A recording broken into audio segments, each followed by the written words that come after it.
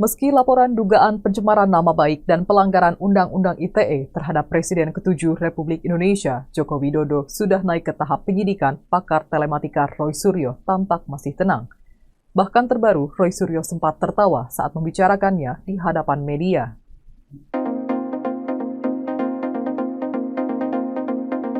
Roy Suryo bersama sejumlah pihak yang dikenal kritis terhadap keabsahan ijazah Jokowi dilaporkan ke Polda Metro Jaya atas dugaan fitnah dan pencemaran nama baik. Tuduhan itu bermula dari klaim publik mereka yang menyebut ijazah Jokowi palsu. Namun, di tengah ancaman status tersangka, Roy justru melontarkan tantangan terbuka kepada Jokowi untuk menunjukkan ijazah asli di Polda Metro Jaya. Roy mengungkap bahwa pada proses sebelumnya di Barreskrim Polri, ijazah asli Jokowi kabarnya sempat ditunjukkan oleh seseorang bernama Wahyudi. Namun menurutnya, situasinya berbeda di Polda Metro Jaya. Ia juga menyebut pernyataan Kabid Humas Polda Metro Jaya, Kombes Ade Arysyam Indradi, yang menurut Roy mengakui bahwa dokumen yang diterima polisi hanyalah fotokopi.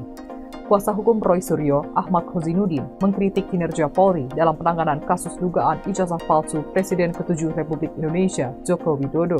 Ahmad Khozinuddin menilai tingkat kepercayaan publik terhadap Polri dalam menangani kasus ini masih rendah dan perlu ditingkatkan, terutama karena dinilai kurang transparan. Dia lantas menyinggung Kapolri Jenderal Listio Sigit Prabowo yang dianggap sebagai orang dekat Jokowi.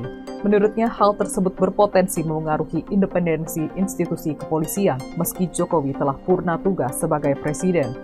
Ahmad menyatakan ia tidak percaya kasus dugaan ijazah palsu ini akan diusut tuntas selama Listio Sigit masih menjabat sebagai Kapolri. Menurutnya, jika Polri ingin mengembalikan kepercayaan publik, maka gelar perkara harus dilakukan secara terbuka dan melibatkan pelapor.